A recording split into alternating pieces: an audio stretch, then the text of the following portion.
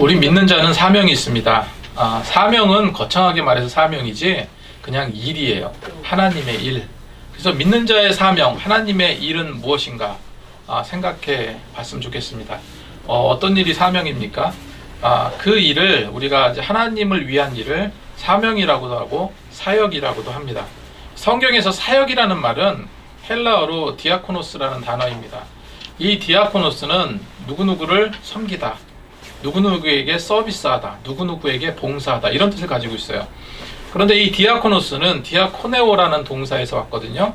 거기서 온 단어인데, 디아코네오라는 동사는 어떤 거냐면요, 이 능동형 동사인데 종이 되다라는 뜻입니다. 종이 되다, 종이 되다. 이게 타에 의해서 종이 된 것이 아니라 스스로, 그러니까 능동형이죠. 스스로 종이 된 걸 말이에요. 누구누구를 위해서 내가 종이 되다, 혹은 누구누구에게 길들여지다, 이런 뜻을 가지고 있습니다.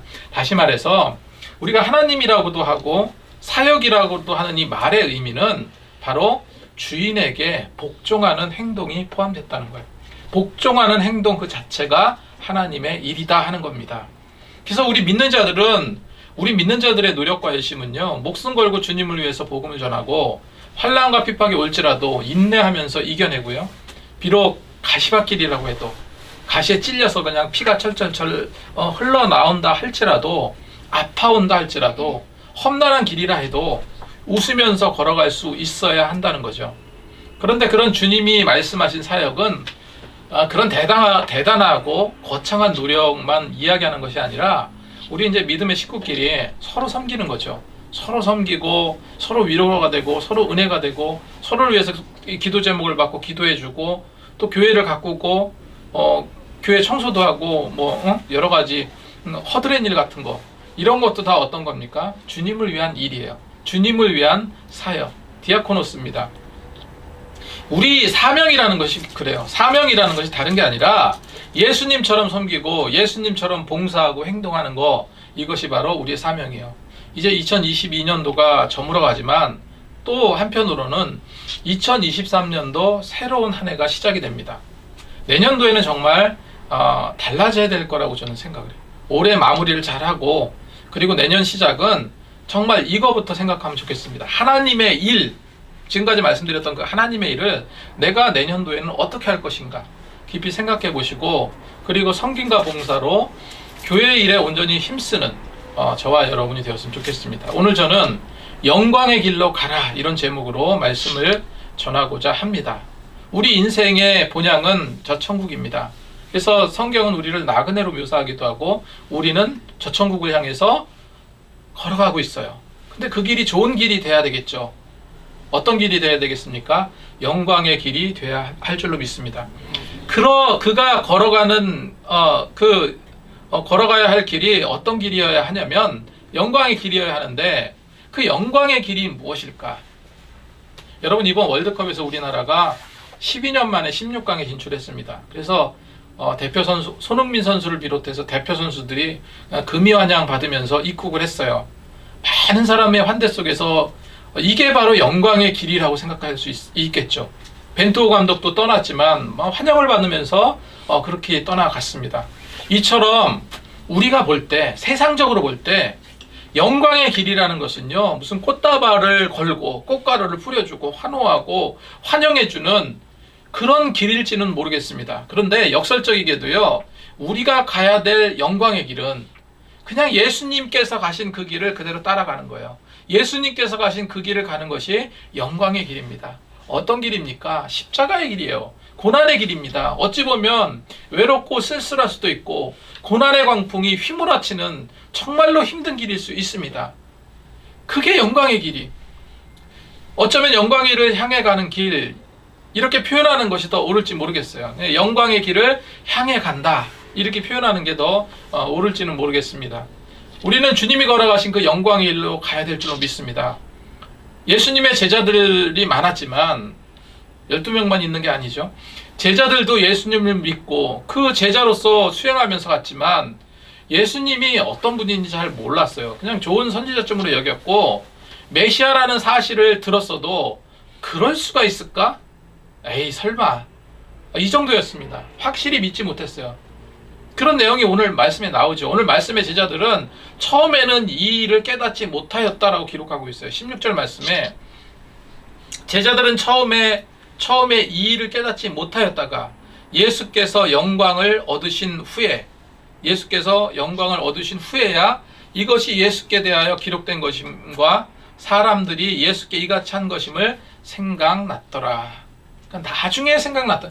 예수님과 같이 그냥 그 많은 사람들 치유하고 기적을 일으켰을 때 예수님을 돕고 이랬던 때는요, 몰랐다는 거예요. 그때는 그 정도의 분일지는 몰랐다는 거예요. 어떤 후에야 알았다는 거예요. 예수님께서 영광 입으신 이후에, 다시 말해서 십자가 지시고 부활하시고 승천하신 그 이후에야 이것이 영광의 길이고 이것이 예수님께서 가신 길이고 우리가 이 길을 가야 하겠구나 깨달았다는 거예요. 여기서 바로 영광이라는 단어가 나옵니다. 영광이라는 말은 독사주라는 말이에요. 이 독사주라는 이 단어의 뜻은 영광스럽게 하다, 영광스러움으로 가득 차다, 혹은 잃어버렸던 영예를 다시 회복하다, 이런 뜻을 가지고 있습니다.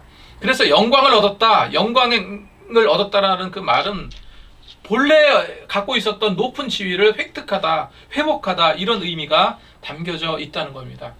예수님께서 영광을 받으셨다는 의미가 그래서 무엇이겠습니까? 예수님께서 고초당하시고 십자가와 부활 승천하시고 난 그 이후에 원래 예수님께서 지위에 있으셨던 하나님의 신적 위치로 회복되셨다는 것을 의미하는 거예요. 그게 바로 예수님의 영광의 길입니다. 예수님께서 23절에 뭐라고 말씀하십니까? 인자가 영광을 얻을 때가 왔도다. 영광을 얻을 때가 왔도다 말씀하셨어요. 이 영광을 받으셨다는 말을 우리가 다른 말로 또 표현할 수도 있습니다. 이 예수님께서 영광을 받으셨다는 말을 다른 말로 표현하면 메시아 되신 예수님께서 구원의 모든 사역을 완성하셨다라는 의미도 담겨 있어요. 아까도 말씀드렸지만 제자들은 처음엔 잘 몰랐습니다. 예수님께서 십자가 지시고 부활하시고 난 이후에야 살아생전 계실 때 그 말씀이 기억났어요. 그 말씀의 의미를 하나하나 깨닫기 시작했습니다. 그래서 오늘 본문에 예수님의 이런 영광을 이야기하지만 사실 예수님의 사역의 최고조 클라이막스, 그것을 향해 가는 데 있어서, 다시 말해서 예수님께서 영광의 길을 더욱더 값지게 영화롭게 한 몇 가지 사건들을 오늘 기록하고 있습니다. 한 3가지 정도로 우리가 어떤 일들이 있었는가, 이 마지막 절정을 예고하는 전조 현상이라면 좀 그렇고 그 영화롭게 하는 그 사건 몇 가지가 있었어요. 그래서 12장 말씀 속에서 예수 그리스도의 영광, 그 클라이막스를 치닫기 위한 어떤 전조적인 사건, 영광을 위한 사건을 몇 가지 말씀드리면, 이게 어떤 의미로 우리가 받아들이시면 되냐면, 쉽게 말해서 이런 거예요. 요즘에는 책을 출간을 하잖아요. 출간을 하면은 유명한 저자 같은 경우는 토크 콘서트 같은 거 합니다. 콘서트. 저자가 앞에 가운데 서고 많은 독자들이 저자의 어떤 그 행사도 하면서 서로 이제 토킹을 하는 거예요. 이야기도 하고 그러는 거예요. 그래서 이제 토크 콘서트 형식으로 홍보를 합니다. 만약에 이제 출판 기념회 같은 행사가 열릴 때 그 행사의 주인공은 당연히 책을 출간한 저자이겠죠. 그 사람이 주인공입니다. 그 행사에 사람들이 많이 왔어. 많이 왔으면 이 사람들 자체가, 거기 행사에 온 사람 자체가 그 저자를 어떻게 해주는 겁니까? 영광스럽게 해주는 거예요. 책을 출간한 저자들을 돋보이게 하고요, 빛나게 해주는 자들입니다. 이런 그 영광스러운 일, 영광스럽게 만드는 일이겠죠.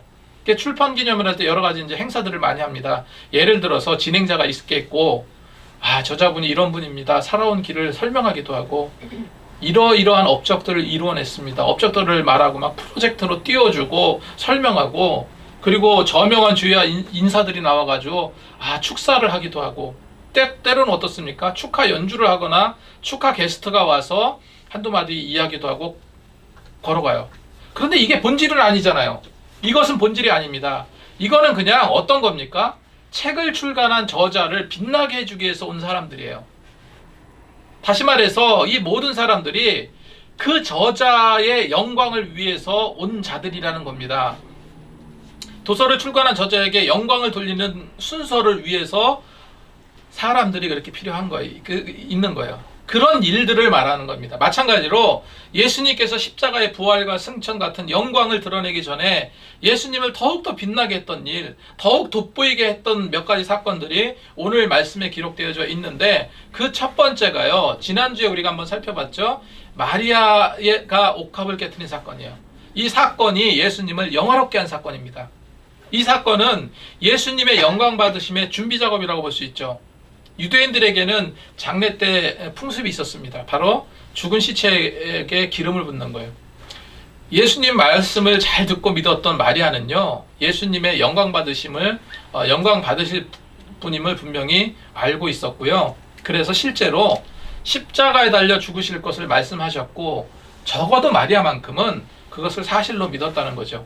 그래서 예수님께서 돌아가신 이후에 그 시신에 향유 옥합을 붓기 어려울 수 있겠다라고도 생각해서 미리 향유 옥합을 깨트려서 예수님의 발과 머리에 부었던 겁니다. 실제로 장례 준비를 한 거죠. 예수님도 많은 사람 앞에서 많은 사람에게 마리아의 행동은 곧 내 장례를 준비하기 위함이다 말씀하셨어요.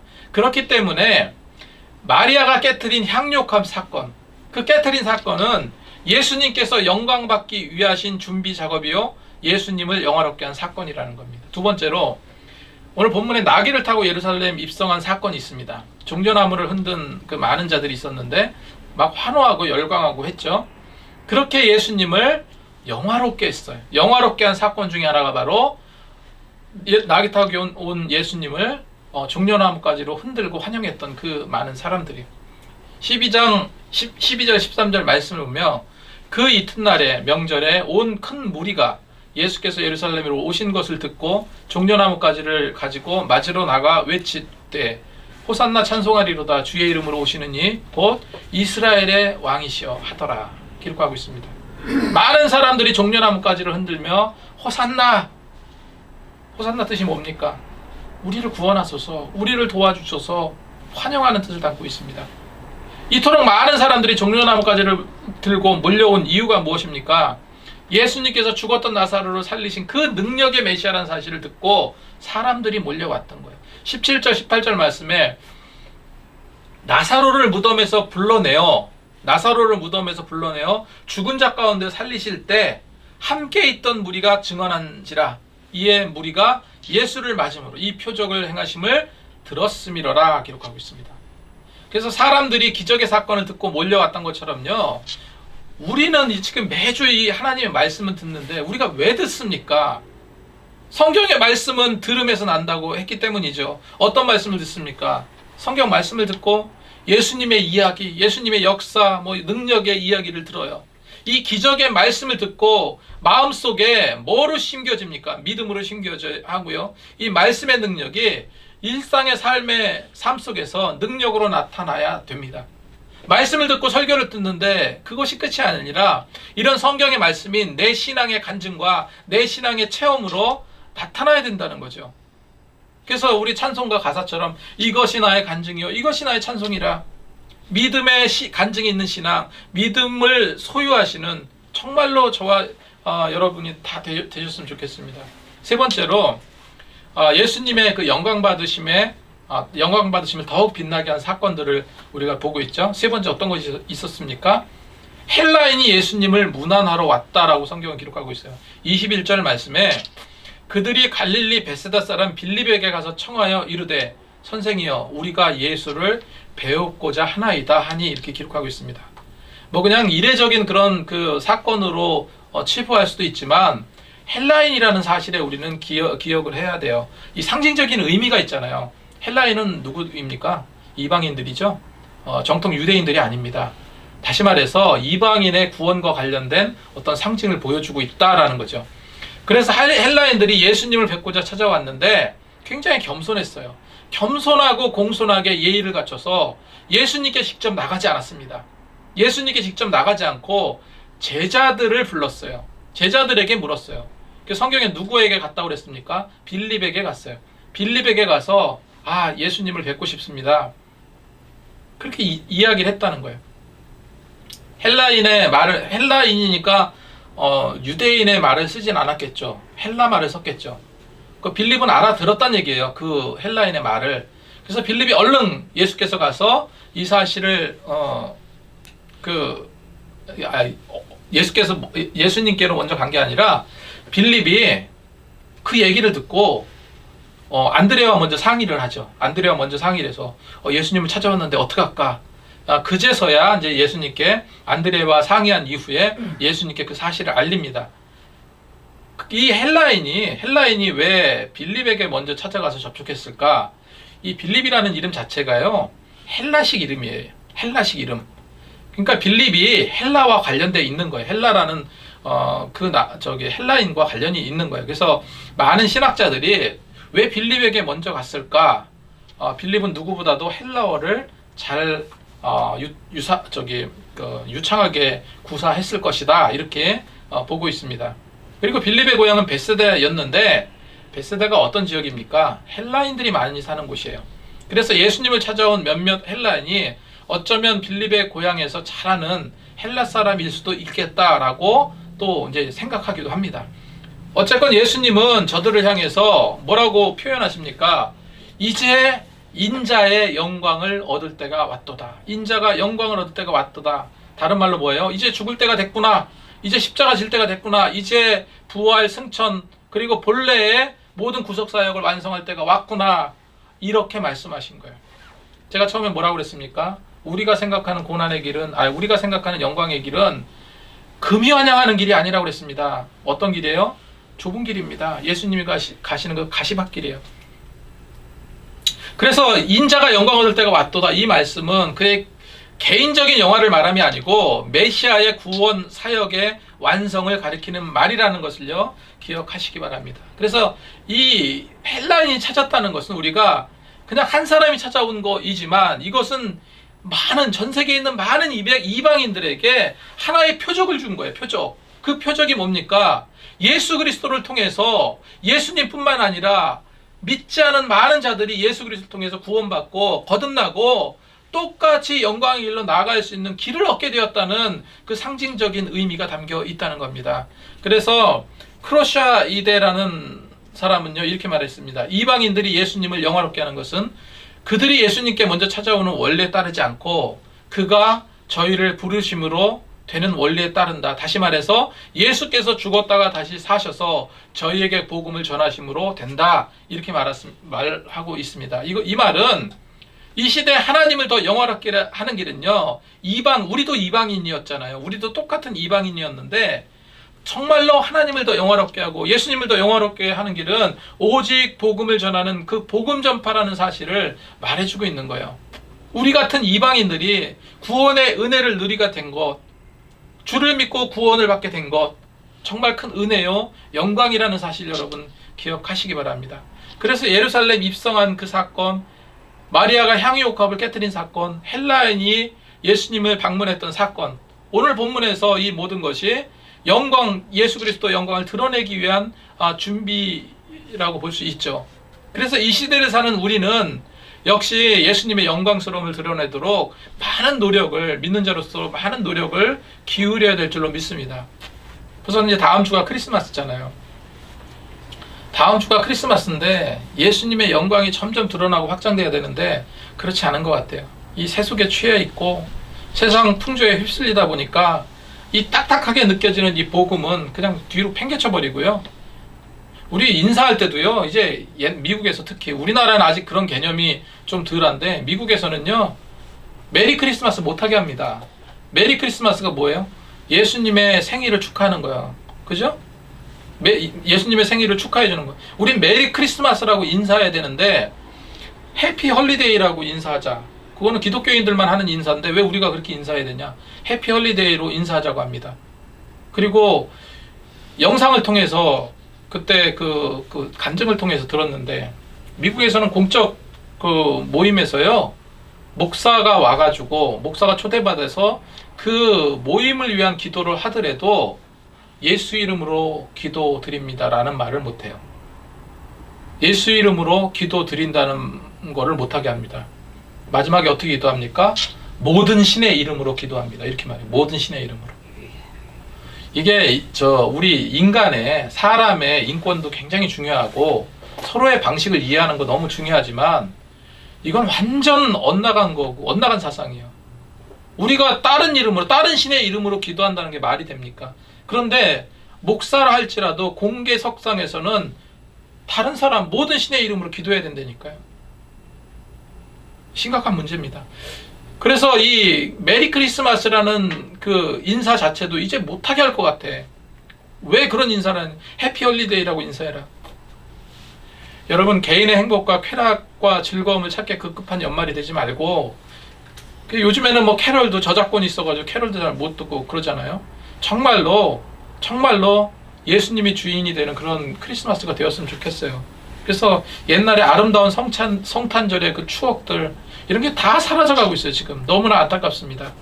이럴 때일수록 우리는요, 세상 풍물에 휩쓸리지 말고 예수님을 환영하는 예루살렘의 시민들의 모습이 되고요, 향유옥합을 깨트린 마리아가 되어서 더욱더 예수님의 영광을 드러내게 하는데 힘써야 될 줄로 믿습니다. 그럼 오늘 말씀을 통해서 예수님의 영광 받으심은 곧 어떤 의미로 설명하고 있습니까? 바로 예수님의 영광 받으심은 처음에 이제 말씀드렸던 것처럼 죽음을 의미하죠. 죽어짐을 의미합니다. 그래서 예수 믿는다는 것은, 물론 예수 믿는다는 것은 이 세상에 행복을 누리고 사는 것도 돼요. 그렇게 살아야 됩니다. 잘 먹고 잘 살아야 되는 것도 맞아요. 그런데 예수 믿는다는 거는요, 이 세상에 주어진 삶 속에서 소망을 갖고 사는 거예요. 그러니까 무엇보다도 예수 믿는다는 것의 본질을 우리가 확실히 기억해야 돼요. 죽는 거예요, 한마디로. 예수 믿는다는 건 죽는 것이고요, 예수 믿는다는 건 썩어지는 겁니다. 예수의 최대 영광 받으시면 곧 고난 받으시는 거고요, 십자가로 인한 죽음이에요. 영광이라는 단어를 사전에 찾아보면은 빛나고 아름다운 그 영예로 나와 있어요. 그런데 주님이 오늘 말씀에서 최고의 영광은 아이러니하게도요, 죽음이라고 말씀하고 계신 거예요. 왜 죽음이 영광입니까?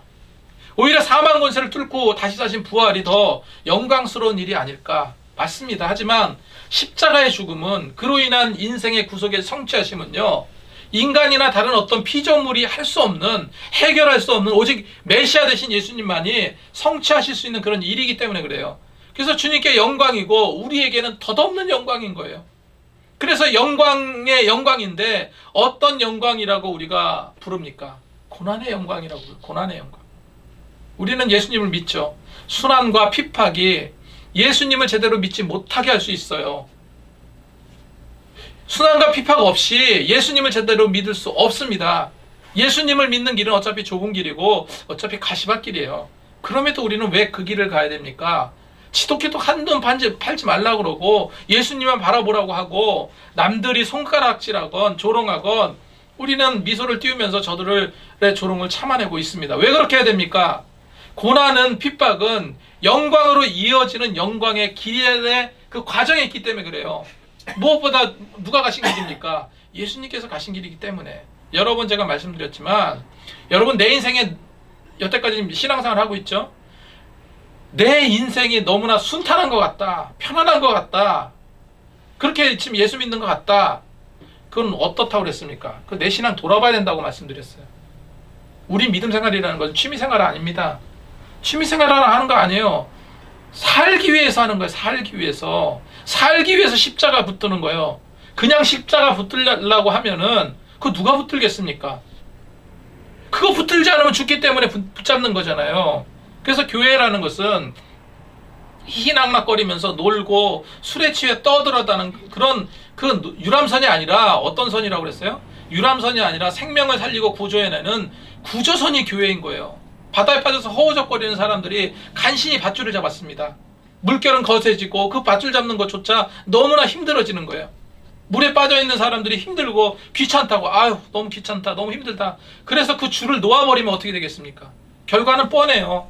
그 거센 물살에 휩쓸려서 결국은 죽음을 맞이할 겁니다. 우리 믿음이 이처럼 생사의 갈림길에서 붙은 밧줄인 거예요. 내 취미생활 때문에 믿음 포기하시겠습니까?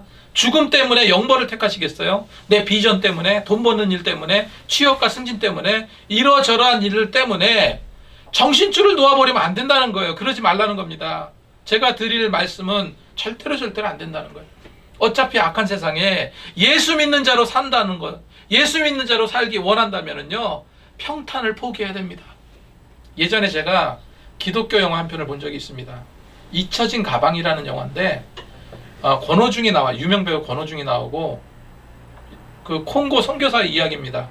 콩고 선교사로 가서 생각하는 모습이 담겨져 있는데, 많은 선교사들이요, 거기 내전이 굉장히 심한 데죠. 많은 선교사들이 내전으로 죽고, 실제 그 영화의 주인공 여자 선교사님도 이제는 백발의 할머니가 되었는데 수차례 죽을 뻔하고 심지어 강간까지도 당해요.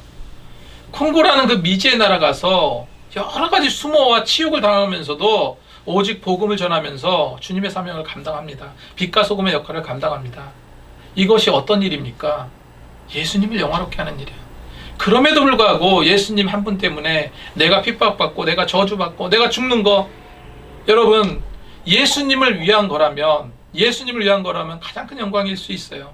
어렵다 하지 마시고 힘들다 하지 마시고요, 정말로 인내하면서 주님의 십자가 붙들고 나아갔으면 좋겠습니다. 오늘 말씀에서 예수님은 그 영광 받으심을 모든 사람들이 잘 알아듣도록 아주 쉽게 표현했어요. 이것만 전하고 말씀을 맺겠습니다. 예수님께서 그 영광 받으심이 뭔지 너무나 쉽게 표현하셨어요. 예수님은 그 십자가의 구속의 죽음, 그 영광스러운 죽음을요, 하늘의 미랄로 설명하셨어요. 하늘의 미랄.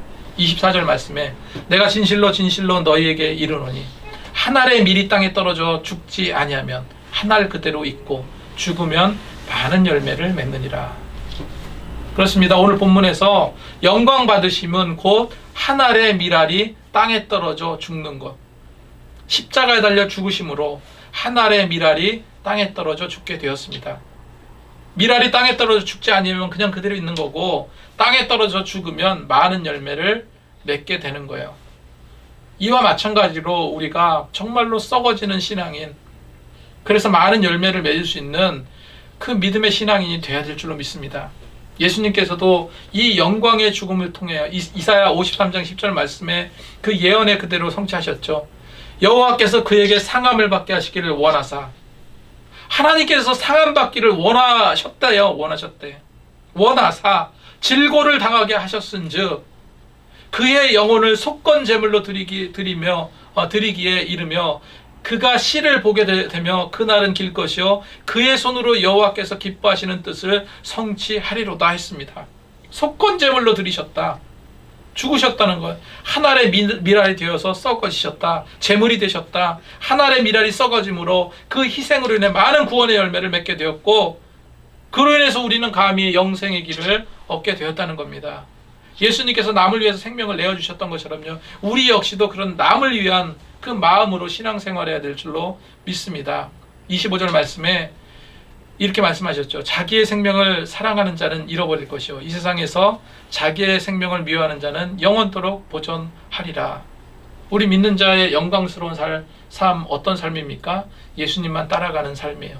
예수님이 가신 길을 가는 길이에요. 26절 말씀에 사람이 나를 섬기려면 나를 따르라. 나 있는 곳에 나를 섬기는 자도 거기 있으리니 사람이 나를 섬기면 내 아버지께서 그를 귀히 여기시리라. 할렐루야. 예수님을 따라야 됩니다. 나를 섬기려면 나를 따르라 말씀하신 거예요. 27절에서 28절까지 말씀, 예수님의 그 지금 마음 상태를 알 수 있죠. 지금 내 마음이 괴로우니 무슨 말을 하리요? 아버지 나를 구원하여 이때를 면하게 하여 주옵소서. 그러나 내가 이를 위하여 이때가 왔나이다. 아버지여, 아버지의 이름을 영광스럽게 하옵소서. 이렇게 기록하고 있습니다. 여러분, 예수님 그 영광의 길을 우리가 따라가야 될 줄로 믿습니다. 그 영광은 곧 우리의 영광이 되고, 내 속에 살아가면서 주님을 위해서 그 고난의 길을 걸어가면서 그 가운데 순간순간 내게 다가오는 그 사악한 자아를 죽이고, 그거를 이겨내려고 안간힘을 쓰고 억누르려고 노력하고 기도하고, 그런 연약함을 내 스스로 물리쳐내면서 그 영광의 길을 걸어가야 될 줄로 믿습니다. 그 노력의 길이 예수님이 따르는 길이고 그 길이 영광의 길입니다. 이런 예수님의 희생을 우리가 기억하고요, 정말로 예수님의 그 큰 은혜를 누리면서 기쁨으로, 또한 사명자로 주님의 일을 생각하면서 더욱더 열심히 신앙생활 하시는 저와 여러분이 되시기 바랍니다. 기도하겠습니다.